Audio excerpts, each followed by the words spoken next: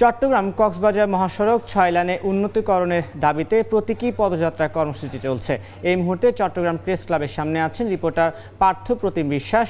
সরাসরি যাচ্ছি তার কাছে।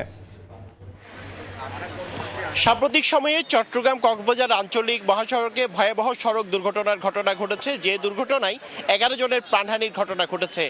তারই প্রতিবাদে এবং আমরা আজকে দেখছি চট্টগ্রাম প্রেস ক্লাবের সামনে 11 জন যুবক কিন্তু প্রতীকী পদযাত্রা কর্মসূচি পালন করছে। তারা সবাই কিন্তু কাফনের কাপড় পরে এসেছেন। সেই 11 জন আপনারা দেখতে পাচ্ছেন যে 11 জন মারা গেছেন তাদের নাম সহ তারা কিন্তু সেই 11 জন যুবকই কিন্তু দাঁড়িয়ে আছেন চট্টগ্রাম প্রেস ক্লাবের সামনে এবং তারা কিছুক্ষণের মধ্যে তাদের যে পদযাত্রা সেটি কিন্তু তারা শুরু করবেন এবং এখান থেকে হেঁটে নতুন ব্রিজ পর্যন্ত যাবেন এবং এরপর তারা গাড়িতে করে মূলত কক্সবাজার যেতে যেতে যতগুলো উপজেলা পড়ে সব জায়গায় গণস্বাক্ষর যে কর্মসূচি হবে সেসব কর্মসূচিতে কিন্তু তারা অংশ নিবে। আসলে মূলত তাদের যে দাবিটি হচ্ছে চট্টগ্রাম কক্সবাজার মহাসড়ক 6 লাইনে কিন্তু উন্নীতকরণ করতে হবে। আসলে চট্টগ্রাম কক্সবাজার মহাসড়কে সাম্প্রতিক সময়ের যে দুর্ঘটনা সেটি ছাড়াও কিন্তু বিভিন্ন সময় কিন্তু সেখানে ঘটনা ঘটে এবং সেই দুর্ঘটনায় কিন্তু প্রতিদিনই কিন্তু আমরা দেখছি বিভিন্ন দুর্ঘটনায় চট্টগ্রাম কক্সবাজার মহাসড়কে প্রাণহানির ঘটনা ঘটেছে এবং ঈদের দিনও কিন্তু চট্টগ্রাম কক্সবাজার মহাসড়কে দুর্ঘটনায় 5 জনের প্রাণহানির ঘটনা ঘটেছিল।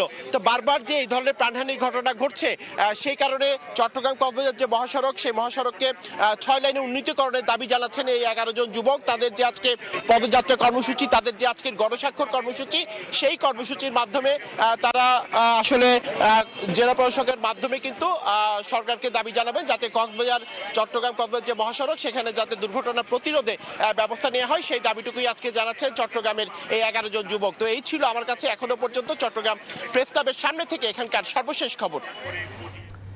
এতক্ষণ সরাসরি যুক্ত ছিলাম চট্টগ্রামে।